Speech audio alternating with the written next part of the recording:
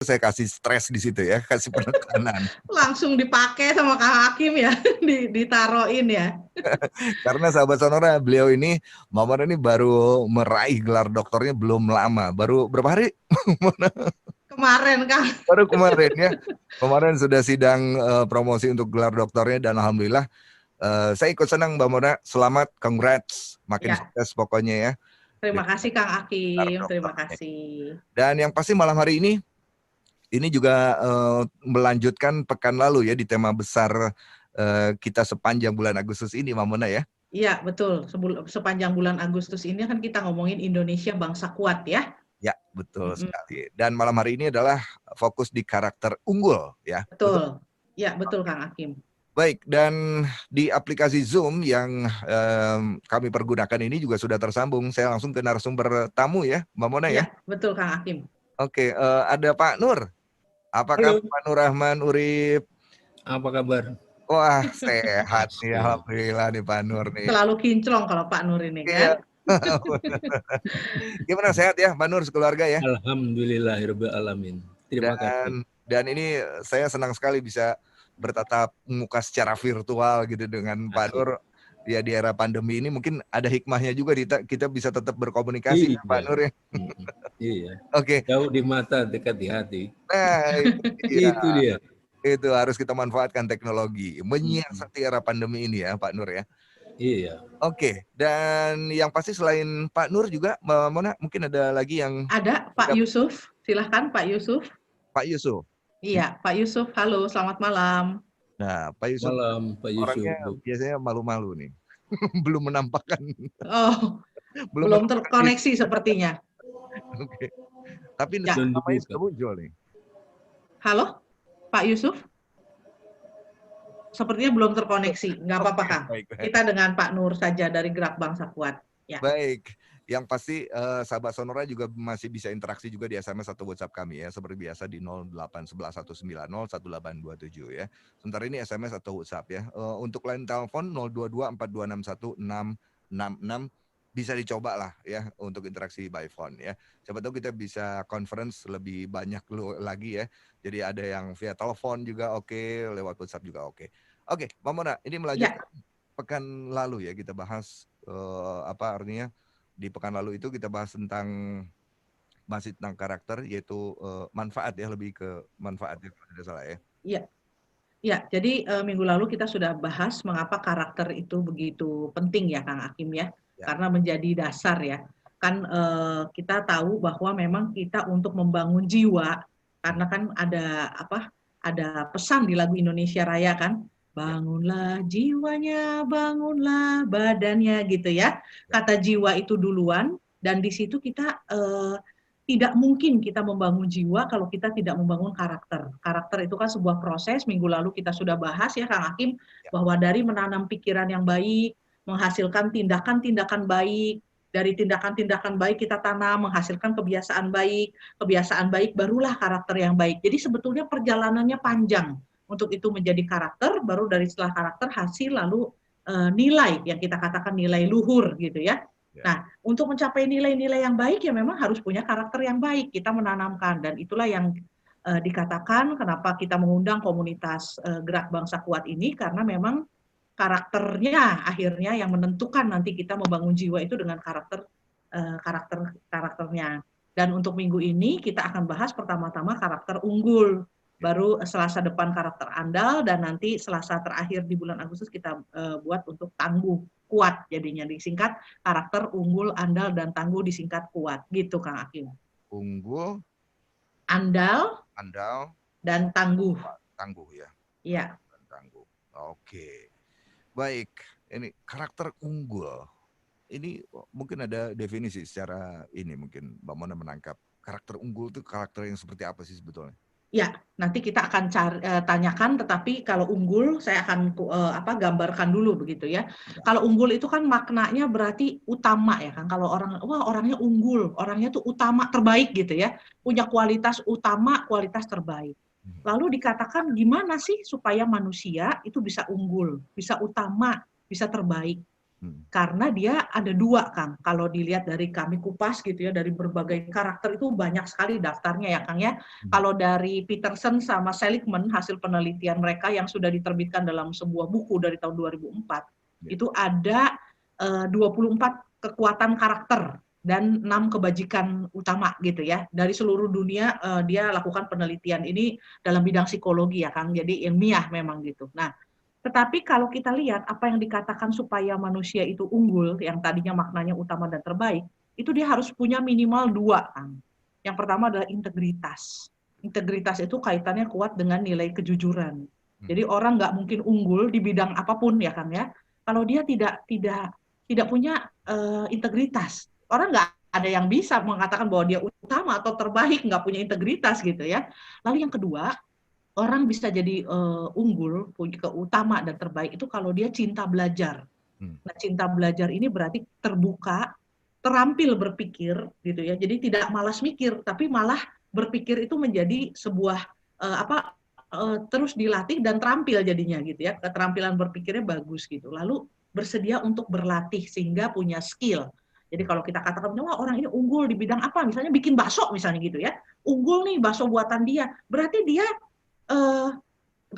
terlatih untuk membuat bakso, dia memang ahli di situ gitu, karena dia belajar, dia mungkin mencoba-coba resep, terbuka masukan, oh iya ya ini coba pakai begini, lalu dia menggunakan juga kemampuan berpikirnya, semuanya dicurahkan ya. Jadi memang pertama dia integritas, yang kedua suka belajar. Itu yang akan kita bahas lebih dalam, Kang Akim, di karakter unggul di hari ini begitu. Ini juga menyikapi, Kang Akim, minggu lalu Pak Nur bilang bahwa musuh bangsa kita gitu ya. Kalau mau dibilang ada 3M ya. Maling, malas, apa satu lagi Pak Nur? Munafik. Munafik, iya betul. Ya, munafik, maling, malas ya. Jadi, nah itu yang akan kita bahas juga. Bagaimana itu 3 PR itu supaya tidak munafik, supaya tidak maling, supaya tidak malas gitu ya. Harus diberantas. Tapi kita nggak bisa bilang cuma ya diberantas, nggak boleh, itu buruk gitu. Ya terus apa? Teksnya apa? What to do-nya apa gitu ya. Nah kita menyajikan dari Gerak Bangsa Kuat ini bahwa oh ya kita harus kuat untuk supaya melawan musuh-musuh yang tidak kelihatan itu ya. Nah, punya karakter. Nah, karakter unggul itu yang tadi kita bahas dulu hari ini ya. Gitu Kang Akim, pengantarnya. Wah, ini menarik nih karena apa yang disampaikan oleh Pak Nur sebelumnya, 3M ini tampaknya lebih cenderung menegaskan kembali soal integritas nih kayaknya Pak Nur ya. Ya. Iya. Tapi kalau boleh dari Pak Nur sendiri terkait dengan integritas. Jangan-jangan kita punya masalah cukup berat di sini, di tahap ini, di scoop ini loh. Kalau Pak Nur melihat seperti apa sih? Iya, ini memang persoalan besar kita sebetulnya, masa integritas. Tapi sebetulnya kalau mau direnungkan secara mendalam, dari sisi terutama kita kan mengenal dan harus memahami yang namanya Pancasila. Pancasila itu yang perlu menjadi satu pandangan hidup berdasarkan agama kepercayaan kita masing-masing yang harus mampu kita aktualisasikan.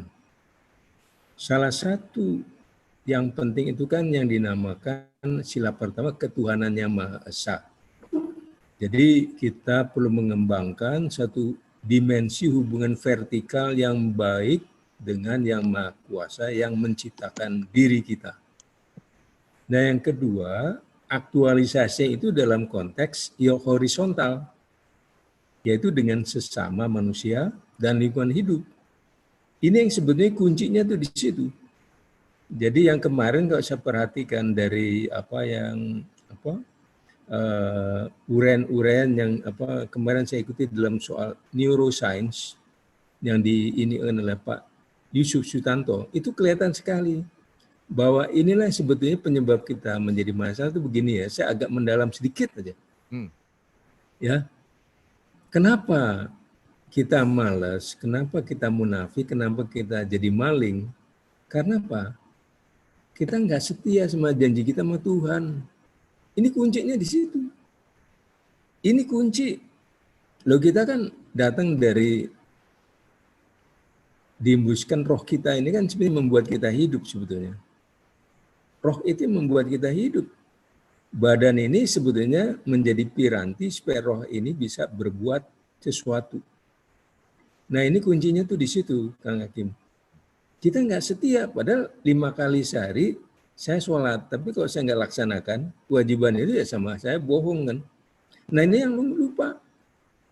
Nah ini yang saya bilang, masalah integritas ini memang perlu didalami dengan sungguh-sungguh dalam konteks hubungan dengan Yang Maha Kuasa, dengan sesama manusia dan terhadap alam lingkungan. Ini yang sebetulnya hal-hal yang sangat kunci. Putus-putus. Putus-putus suaranya. Oh, putus-putus ya? Pak Yusuf ya. Pak Yusuf baru bergabung. Oh. Gitu.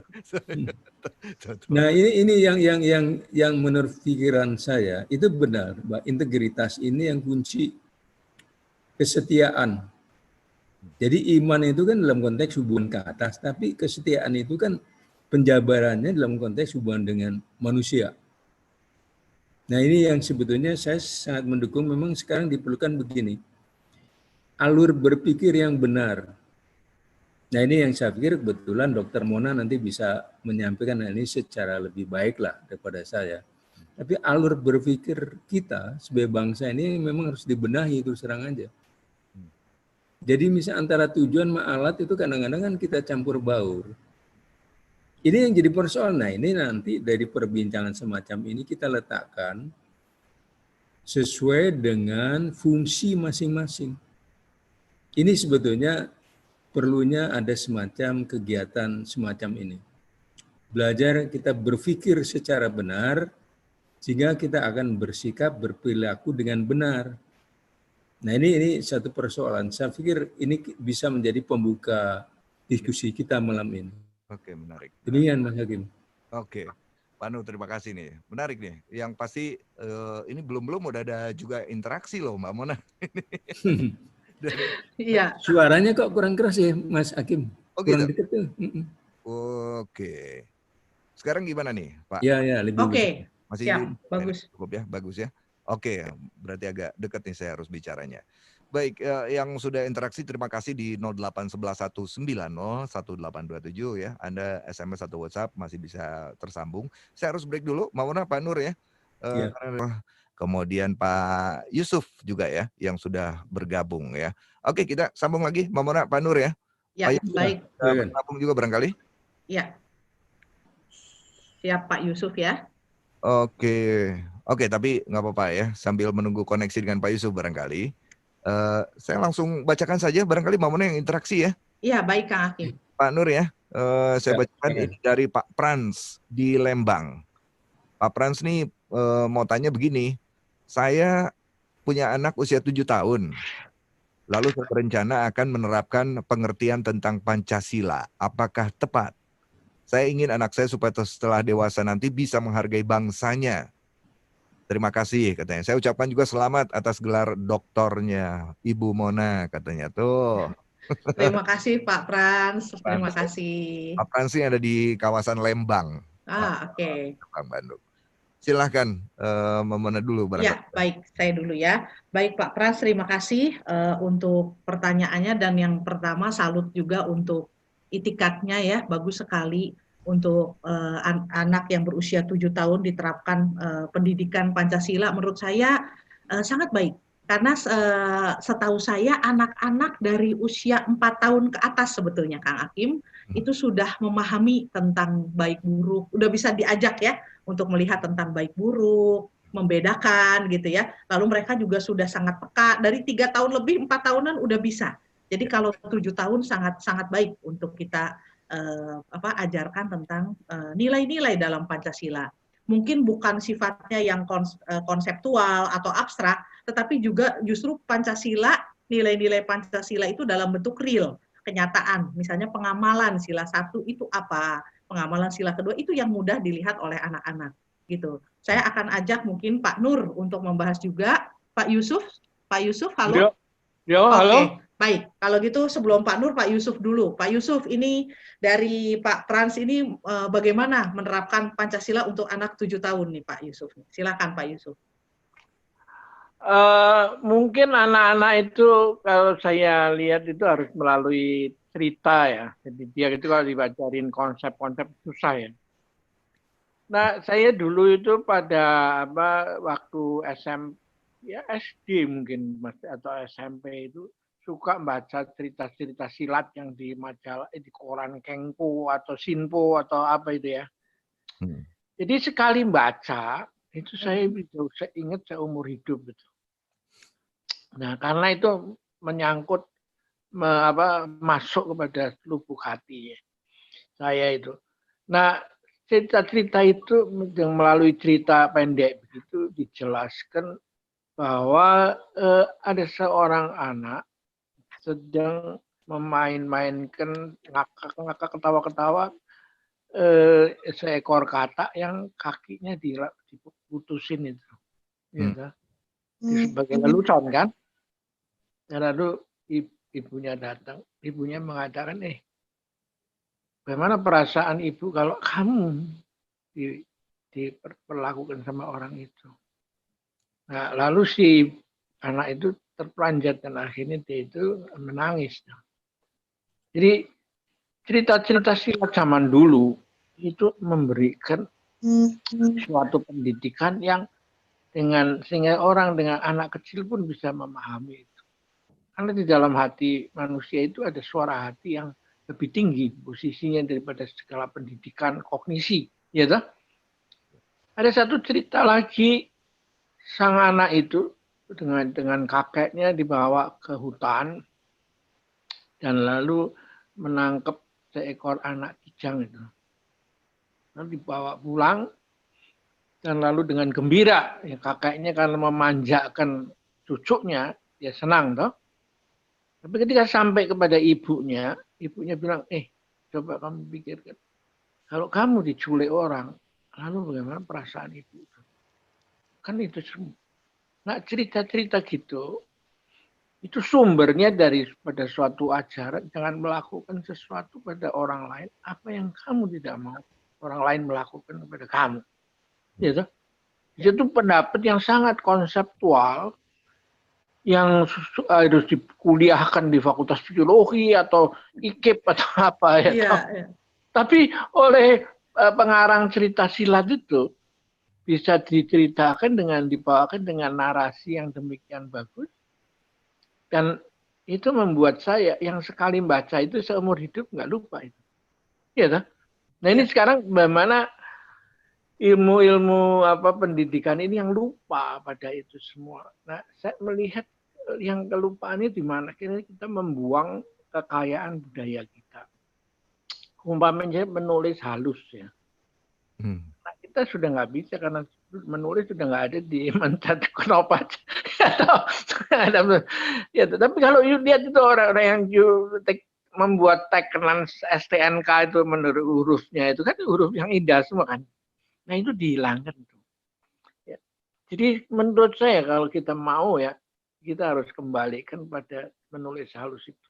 Mau angka huruf Latin, mau bahasa Mandarin, mau Honocoroko, mau Arab, whatever. Tapi orang itu harus perjalanan ribuan kilometer dimulai dengan langkah pertama itu. Nah, langkah pertama itu menulis halus. Karena itu dilatih. Nah, lalu bisa dikembangkan lagi sebagai batik canting itu. Ini semua kita miliknya banyak sekali, tapi dibuang begitu aja. Dan lalu kita mau kebingungan mulai dari mana. Dan itu saya menganjurkan bahwa itu. Nah, satu lagi yang menurut saya harus perhatikan dalam budaya, terus terang aja budaya Cina, itu ada tinta mbak, tinta hitam, dan kertas yang sekali gores nggak bisa dihapus seperti cat minyak, ditimpa lagi. Gitu. Itu mengajar pada anak jangan takut berbuat. Yang penting the next proses itu harus sempurnakan. Jangan takut karena nanti kamu bisa menghasilkan mahakarya dari kesalahan. Gitu. Nah, sedangkan cat minyak itu ya udah dicat lagi, ya waduh kepanjangan, ditutup. Oh kekurangan kependekan ditutup gitu. Jadi ini suatu budaya menurut saya itu education itu sudah dimulai daripada ketika di dalam proses. Karena itu yang disebut the goal is in the process. The goal is not something outside. Nanti sampai itu seperti orang menanam petani itu, dia itu harus memupuknya tiap hari, bukan setelah ditebar benihnya lalu mau ngunduh, nggak bisa, harus proses. Nah, dia orang-orang di Jepang itu mempunyai metode kumon itu. Saya lihat tiap hari itu orang-orang itu disuruh dikasih kerjaan sebentar aja, tapi harus dikerjakan, ya nggak boleh nggak ya. Nah ini yang lupa itu. Nah dulu waktu saya di SD atau apa itu, kalau di setrap itu disuruh nulis halus itu. Nah itu yang hilang itu. Karena itu kita sekarang harus menemukan kembali itu semua. Itulah kira-kira bagaimana cara membuat karakter itu. Ya. Wah, terima kasih nih Pak Yusuf ya. Hebat banget ya Kang Hakim ya. Mengingatkan kita tentang metode yang anak 7 tahun jadi bisa Kang dari sejak dini ya. Dari cerita tadi menulis halus. Terus kalau tadi ada yang hilang ya dilihat batik canting itu kan sabar satu ya. Sama tadi mungkin Pak Yusuf mengingatkan tentang mopi. Kenapa? Kalau bicara tentang tulisan, tadi menulis ya Pak Yusuf. Iya. Ada yang bilang begini, dan ini saya pikir fakta. Ketika generasinya Pak Nur, generasinya Pak Yusuf begitu ya, itu pasti tulisannya bagus-bagus. Ketika orang lihat tulisannya bagus, oh ini berarti senior. Iya. Karena betul-betul dilatih ya dulu ya. Betul tadi apa yang disampaikan oleh Pak Yusuf ya. Tulisan tangan di BPKB kendaraan itu asalnya tulisan tangan kan Pak Yusuf ya. Lalu sekarang diganti kan pembaruan jadi ketikan jadinya. Itu memang ada semacam kode-kode khusus juga. Kalau yang bukan tulisannya itu berarti nggak sah tuh, bisa begitu ya. Iya. Menarik ya. Dan bicara ketika masa-masa dahulu, saya jadi teringat juga untuk generasi saya itu masih mengikuti penataran P4 dulu ada. Dan sampai sekarang pun sampai saya masuk kuliah tahun 90-an ya 91 itu masih ada penataran P4 gitu loh. Kalau sekarang kan udah nggak ada, Pak Nur. Nah, artinya apa? Maksud saya begini, apakah ini itu dari pemerintah misalnya harus ada lagi seperti itu, atau sekarang ini saatnya justru dari orang tua yang harus menanamkan nilai-nilai Pancasila itu? Peran bagaimana ini gitu loh. Nah ini begini Pak Kang Hakim ya, jadi kita ini selalu mau mempengaruhi kognisi dengan ceramah, sedangkan kita itu mempunyai perangkat bisa melalui praktek. Terus perhatikan orang yang bermain angklung ya, atau orang yang bermain gamelan, karawitan itu kan tidak ada partitur itu, gitu. Dia itu mengalir begitu aja. Dan bahkan Mang Ujo itu ngumpulin 5.000 orang di Washington dan mendapat hadiah dari Guinness itu dengan cara yuk ngikutin aja leader tangannya si Mang Ujo, ya toh. Nanti itu bisa membuat lagu yang kamu sendiri nggak tahu pada saat disuruh itu lagu apa, ya toh.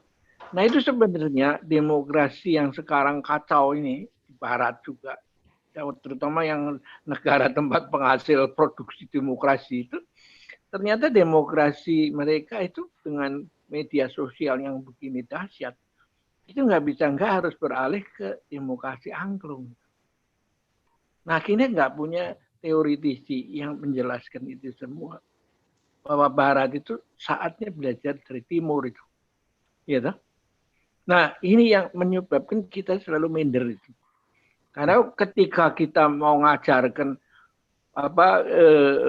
menghidupkan lagi, pengalaman saya menghidupkan lagi warisan budaya ini, itu semua guru-guru yang hasil atau lingkungan yang hasil pendidikan modern itu langsung dicek kuno. Ya toh. Jadi akhirnya saya mengatakan bangsa ini seperti pengemis dengan mangkok emas itu. Jadi orang yang mengemis tidak sadar yang dia pakai ngemis itu mangkoknya dari emas. Ya, harus dia tahu bahwa dia pakai mangkok emas, orang lain yang cari ke dia. Benar. Nah, ini yang menurut saya banyak yang belum disadari bahwa sebenarnya Timur itu luar biasa kekuatannya dan tidak pernah dipikirkan mengapa Timur bisa demikian kuat, bisa dengan kaya dengan ini. Nah, ini yang saya coba tulis di dalam buku saya, yaitu bahwa tahun 1200 ketika Marco Polo itu naik onta ke Cina mengambil sutra, itu di Pasai itu sudah ada kerajaan Islam yang pertama. Ya, itu berarti ada pelayaran, makanya Indonesia ini, Nusantara ini sebagai daerah maritim itu karena bagaimana bisa ada di situ tahun 1200. Benar. Nah, 1000 tahun sebelumnya, abad kedua, itu kalau di mana di Batu Jaya itu, di Kerawang itu, dia melihat satu tempel atau wihara yang seolah-olah tumbuh dari tanah itu, yaitu situs Batu Jaya itu ditemukan oleh arkeolog dari UI Hasan Safat, dan itu yang tahun pertama didirikan, kompleksnya gede, bisa lihat di YouTube.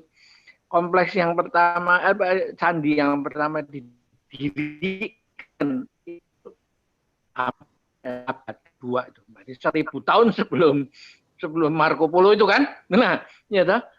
Dan sudah dibuat dengan batu bata itu. Itu satu tanah yang diproses. Karena itu dataran rendah kan, nggak ada batu kan, seperti di Prambanan sama Borobudur kan. Nah, itu semua pada waktu ditemukan itu membuat gaduh seluruh antropolog, arkeolog di seluruh dunia sehingga datang ke sini. Dan itu membuka wawasan bahwa Nusantara ini luar biasa itu. Ya toh? Nah, mengapa itu terjadi? Itu terjadi di suatu tempat-tempat di mana tumbuh kayu yang lurus dan kayu keras yang lurus sehingga bisa dibuat menjadi kapal itu, untuk mengarungi samudra raya ini toh. Jadi itu berarti menimbulkan pertanyaan dalam sebuah seminar internasional saya ajukan pertanyaan. Yang menjadi pertanyaan adalah apakah orang luar datang ke sini atau kami yang pergi juga. Tapi saya karena lalu menjadi low profile mengatakan oke lah kita kompromi aja lah. Pulang pergi yuk datang ke sana, saya datang ke sini ya toh. Nah, itu ada maksud apa yuk datang ke sini? Ya, atau kita mau ke sana, ya menjual rempah-rempah kan, ya mencari kan. Dan karena itu memang pertukaran budaya ini terjadi oleh manusia yang berdagang itu. Dan karena itu peaceful itu, enggak mau mencoba merubah pikiran orang, ya toh. Nah, karena itulah muncullah mereka membawa ulama, kita membawa ke sana, ya toh, segala toh, itu karena untuk menjembatani hubungan baik perdagangan ini kan, ya toh. Nah, ini sebenarnya akar dari ini sehingga di zaman tahun 1928 kita itu bisa mengatasi perbedaan suku di Indonesia dengan Sumpah Pemuda. Ya toh? Nah, pada tahun 1945 kita bisa membawa semua aliran agama dan apa saja pada percaya pada ya udah kita ini Pancasila nggak salah. Negara ini nggak bisa lain kecuali Pancasila. Ya toh? Ya begini aja. Nah, prestasi ini kita lupa. Ya toh? Dan ketika di dunia pada gaduh seperti sekarang, ya toh, karena dua unsur ini, etnis dan religious, ya toh, kita baru menemukan bahwa kita ini sebenarnya punya mangkok emas itu yang dunia membutuhkan sebenarnya filsafat Nusantara ini, ya toh. Nah, karena itu Bu Mona ini memunculkan psikologi dari daerah di mana konsepnya adalah silih asih, asah, asuh, dan wangi. Pajajaran itu, gitu. Universitas Pajajaran. Nah, dulu saya sekolah di Bandung dan saya itu orang Bandung itu selalu ngomong silih asah, asih, asuh. Sama satu orang tua di Jawa Barat situ di Bandung, saya di Pak Yusuf salah itu, salah kaprah dia bilang. Seharusnya silih asih dulu. Baru asah, baru asuh.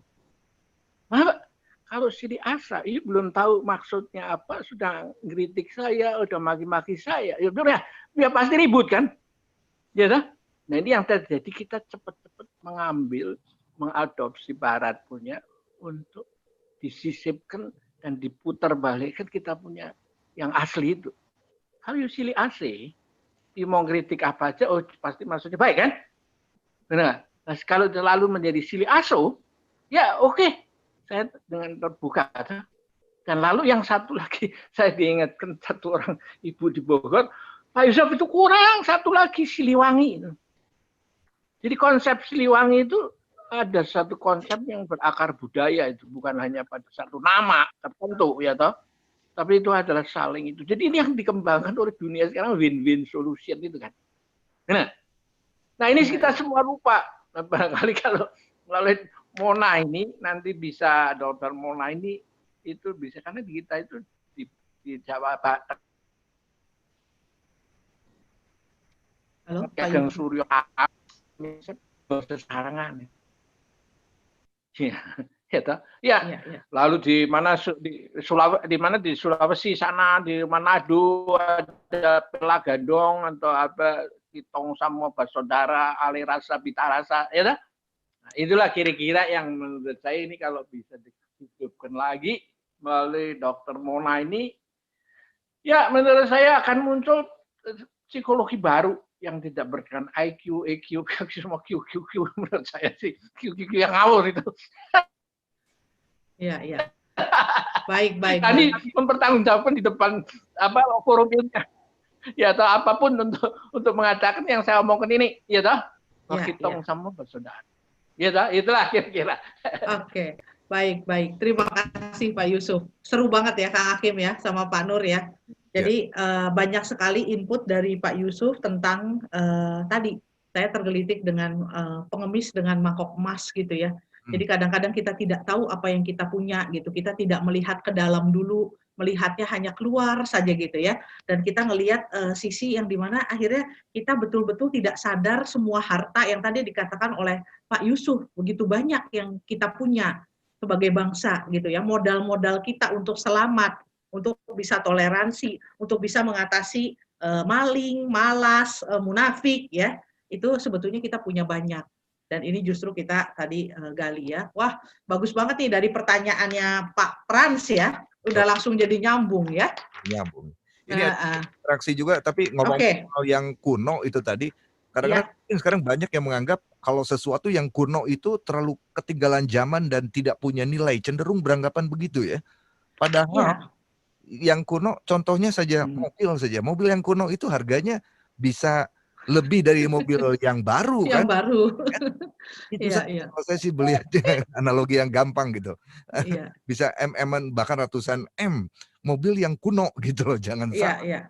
Jadi artinya semangat belajar dari sejarah, bahwa sejarah itu pasti yakin ada hikmahnya, ada positifnya, ada plus minusnya pasti ada. Yang jeleknya tentu kita buang, tapi yang baiknya banyak pasti saya yakin ya, begitu. Oke, ini ada interaksi lagi nih. Oke, silakan Kang. Gimana? Langsung saja ya saya baca. Iya Kang, langsung Kang, supaya kebagian nih. Oke, dari Ibu Ita Cimahi. Ya. Oh, yang pertama selamat untuk pencapaian Mbak Mona yang luar biasa. Terima kasih untuk kesediaannya. Selama ini memberi pengetahuan, wawasan, pencerahan psikologi supaya semua pendengar bisa menjalani kehidupan yang lebih baik. Dulu otakku nyaris matang karena ikut penataran P4 yang 100 jam tahun 1992. Nah, ini kan berarti saya bukan hoax ya tadi menyampaikan penataran P4. Kecewaku sama dengan generasi muda lain. Jargon Pancasila membahana di mana-mana, tapi jeblok dalam penerapannya. Karena korupsi di Indonesia rekor 5 terbesar di dunia. Yang kami butuhkan teladan, bukan sekedar teori. Jujurkah dia yang potong Kompas melamar jadi kepala daerah karena punya golden ticket? KKN dengan pendahulunya diawali dengan menghalalkan segala cara. Akankah jadi kepala daerah yang jujur? Menarik ini. Itu dari Ibu Ita. Kemudian dari sebentar nih. Dari Kang Nur. Tentang integritas, sekarang saya orang lapangan, usaha saya bersentuhan dengan orang banyak. Masalah integritas dalam lingkungan akar rumput begitu kompleks. Uang menjadi faktor yang melemahkan integritas.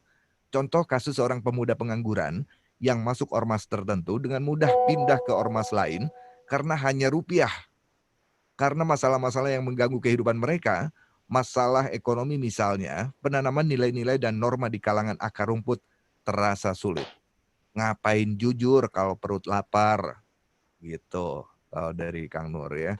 Kemudian saya lanjut lagi ya, masih ada lagi, Mamona ya. Iya, Kang. Sebentar, oke, di SMS dari TIVO, selamat malam semuanya, bangsa yang memiliki banyak generasi yang tangguh adalah lautan penuh mutiara, hutan penuh pohon jati, dan langit malam penuh bintang. Generasi tangguh bukanlah orang yang mudah rapuh, dan bukan pula orang yang suka mengeluh. Tapi mereka adalah orang-orang yang kukuh dan teguh. Walaupun tempat tujuan mereka sangatlah jauh. Walaupun seluruh tubuh harus bersimpah peluh. Demi kebahagiaan yang harus terengkuh. Dalamnya lautan Atlantik pun bisa mereka tempuh. Belajarlah dengan sungguh-sungguh agar pulau impian menjadi tempat Anda berlabuh. Terima kasih. Itu dari TIVO. Dari Kang Aditya, saya langsung saja bacakan ya, Mamona ya. Iya, Kang. Bung Karno, elan vital perjuanganmu di masa lalu kini hampir saja terlupakan. Doktrin-doktrin tentang kebangsaanmu Indonesia ini beberapa di antaranya malah diamputasi dalam tanda petik. Di panggung kekuasaan hari ini, karakter revolusionermu cuma sampai fashion gaya busanamu, baju dengan banyak saku, pecimu, gaya orasimu, ditiru tanpa rasa malu. Trisakti karyamu dicatut, dimanipulasi, dirakit sebagai pencitraan belaka. Jangan menangis, Bung Karno. Ruh perjuanganmu, foto-fotomu masih dipasang di rumah-rumah para marahain, di desa-desa di sanubari para jelata. Itu dari Kang Aditya. Ya. Sementara itu dulu yang sudah masuk. Tapi sebelum saya harus break dulu, putarkan dulu iklan ya, Mbak Mona ya. Iya, baik Kang Hakim. Ya, mohon maaf ya. Siap. Kita tersambung karena Mbak Mona ada di Jakarta, kemudian Pak Yusuf ada di Cinere, kemudian Pak Nur ada di mana sih Pak lokasinya? Di Jakarta. Di Tebet ya. Oh di Tebet ya, oke. Iya. Baik, kita live streaming juga loh Kang, jadi di YouTube live streaming ya. Di YouTube channelnya Ed Familia Indonesia? Betul, itu live streaming. Oke, silahkan sahabat Sonora juga bisa simak lewat YouTube live streaming Ed Familia Indonesia. Jangan lupa subscribe ya. Oke, kita lanjut saja. Karena kita masuk sesi terakhir nampaknya ini. Mamona, silakan atau dari Pak Nur.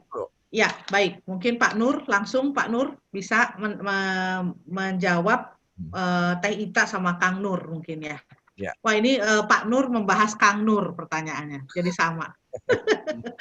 Silakan Pak Nur Rahman. Pertanyaannya sangat menarik dan itu masalah-masalah yang sangat manusiawi. Tapi memang persoalannya itu terpulang kembali kepada kita. Karena yang diangkat di sini kan persoalan korupsi, kemudian keteladanan, dan juga tadi ada istilah ngapain jadi orang jujur gitu kan. Itu kalau perut lapar katanya ya. Ya. Padahal kan sebetulnya semuanya itu mesti diletakkan secara proporsional. Coba Anda bayangkan besarnya perut sama kepala. Perut itu gede sekali kan kalau dibandingin kepala. Tapi makan 2 piring aja udah rasanya udah enggak enak. Tapi kalau namanya kelaparan pikiran, pengetahuan tuh enggak akan pernah putus. Nah, di sini sebetulnya menjawab pertanyaan ini, kita kembali pada kesadaran diri sebetulnya. Artinya kan tidak ada orang yang bakal hidup seumur hidup. Pasti satu ketika durasi hidupnya itu kan selesai. Nah ini sebetulnya kuncinya tuh di situ. Nah kemudian yang menjadi persoalan adalah apakah yang kita bisa buat di dalam selama kita hidup. Nah, di sini yang dikatakan tadi teladan. Ya, memang sekarang sukar kita menemukan orang bisa kita teladani. Tapi setidak-tidaknya kalau menurut pikiran saya, kita mulai dari diri kita sendiri dulu saja. Karena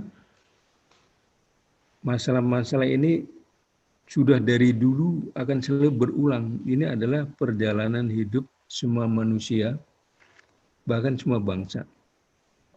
Nah, disinilah yang saya pikir perlunya kita memahami kenapa kita memilih untuk mempunyai sikap integritas. Karena kita tahu bahwa pada gilirannya durasi hidup kita akan selesai dan kita nanti akan bertanggung jawab. Ini sebenarnya kuncinya di situ. Nah, ada satu hal yang penting di sini adalah bagaimana kita menyikapi kesulitan. Ada yang kemudian orang menyerah, tapi justru ada orang yang kemudian berpikir untuk mengatasi hal itu. Dari uraian Pak Yusuf tadi, kelihatan misalnya kita membedakan antara sikap bangsa kita yang dilengkapi Tuhan dengan segala-galanya, makanya tadi dikatakan kita ini seperti pengemis yang membawa mangkok emas. Apapun ada di Indonesia, tapi kenapa negara kita nggak maju? Pasti ada yang salah dong. Nah, ini sebetulnya demikian juga pada diri kita masing-masing. Setiap persoalan itu kan kemudian kita harus carikan jalan keluarnya. Jadi jalan keluar itu tidak dapat ditemukan sendiri, tapi kita harus mau belajar. Karena itu tadi dua hal inilah yang sebetulnya diungkapkan oleh Dr. Mona.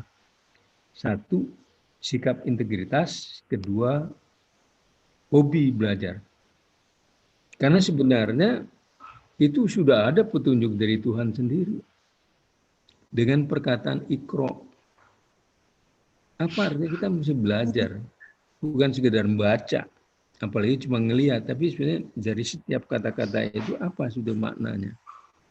Nah, disinilah yang saya ingin mencoba mengajak Ibu Ita maupun Kang Nur untuk melihat persoalannya dari sudut yang positif.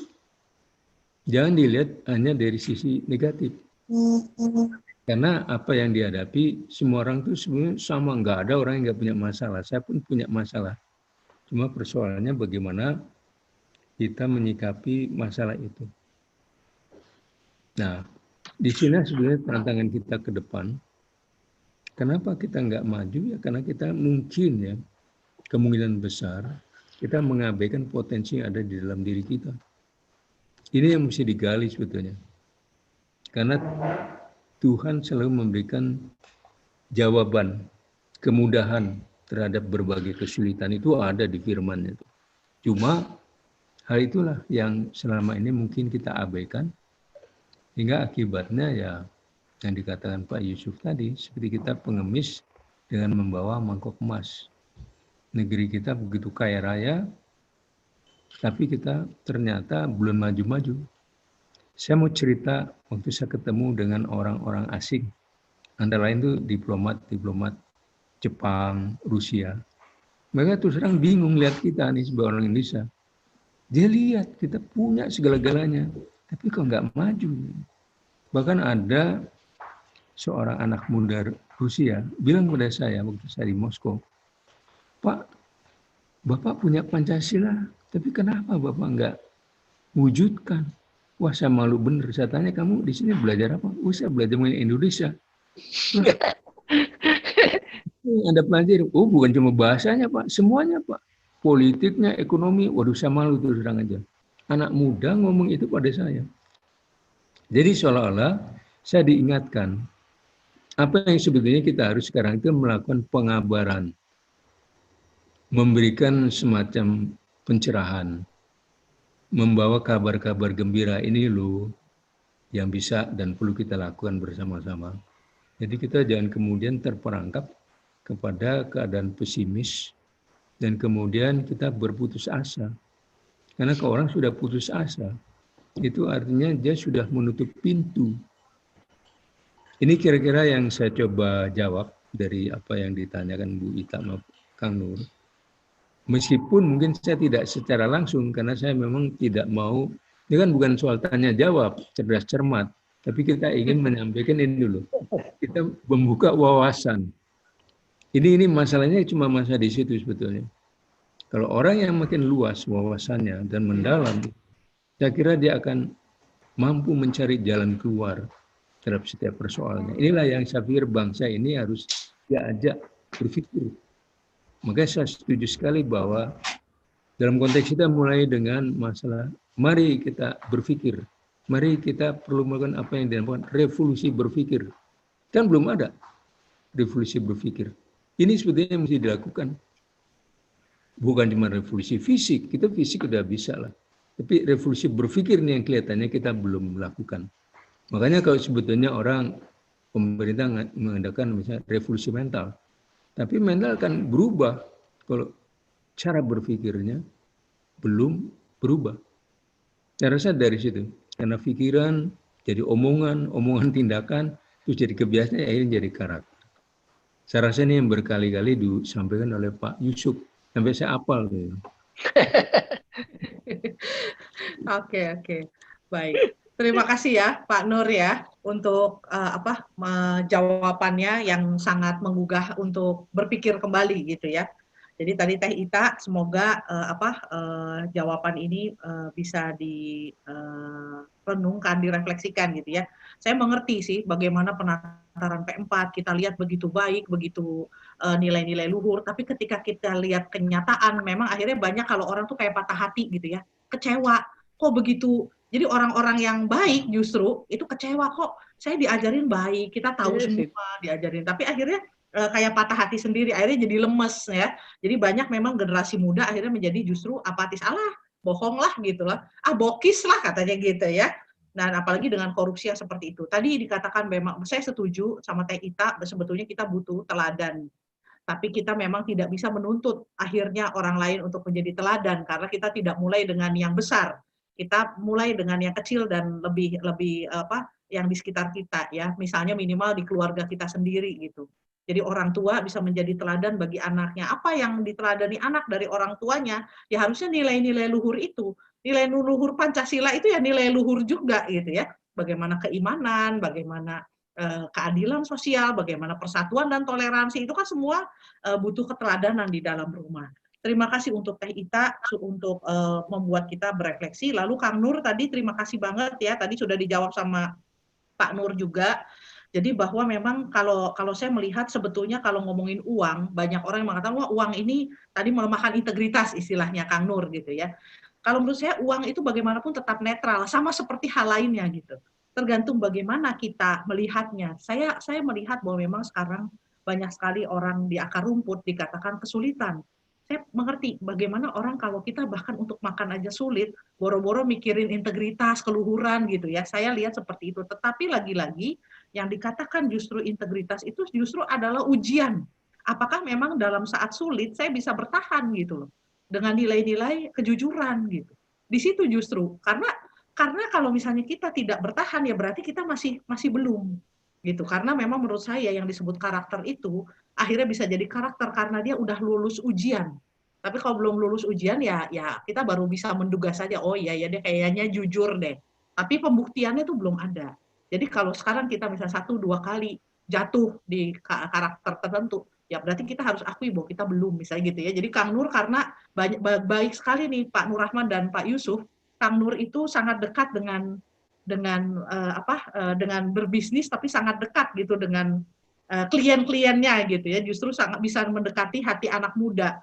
Jadi Kang Nur ini saya berharap justru bisa menjadi teladan, kalau kita sekarang lagi krisis teladan gitu ya, tapi teladan yang keren, bukan teladan yang kayaknya jauh, tapi teladan yang dekat, dan itu lebih keren untuk anak-anak muda. Mereka lagi main bola, habis main bola diajak ngobrol sama Kang Nur, wah itu masuk banget, apalagi diceritakan kisah, tadi kayak Pak Yusuf bilang ya, cerita atau kisah itu bisa diterima oleh banyak orang. Untuk Teh Ivo, salut, puisinya keren banget. Kalau Teh Ivo berkenan, boleh nggak Teh Ivo di-upload, Kang Akim ya, puisinya Teh Ivo di-upload di Facebooknya Klik Mona, Teh Ivo. Jangan sampai dibuang, habis bikin keren begitu ya. Tadi aduh tidak bagaimana supaya tidak rapuh, tidak suka mengeluh, kukuh, teguh, semuanya tapi bagus banget. Bukan sekedar asal akhirannya gitu ya Kang Hakim ya. Jadi boleh nggak Teh Ivo puisinya di-share kepada kita semua di Klik Mona di Facebook grup kita, itu banyak sekali yang akan membaca ya, dan apresiasi banget kalau Mona sih salut banget. Minggu lalu juga Teh Ivo bikin puisi loh Kang Hakim ya. Dan sekarang pun ada puisi lagi, aduh jangan dibuang please gitu ya, taruh di Klik Mona. Lalu Kang Aditya, terima kasih Kang Aditya ini penggemar Bung Karno ya, sama seperti banyak orang ya, penggemar Bung Karno. Jadi memang tadi dikatakan bahwa jangan khawatir walaupun bagaimana di sanubari rakyat jelata katanya ya, jelata. Ya saya percaya bahwa kalau kita betul-betul melihat karakter sampai kepada ini, itu pengaruhnya tuh seumur hidup ya. Kekaguman itu idola itu penting banget ya. Jadi semoga bisa meneladani juga Bung Karno. Begitu Kang Hakim, Pak Nur dan Pak Yusuf, terima kasih untuk hari ini. Silahkan Kang Hakim. Suaranya tidak terdengar Kang Hakim. Apa koneksi? Iya, sudah terdengar. Oh ya, oke. Ya. Tapi yang jelas ini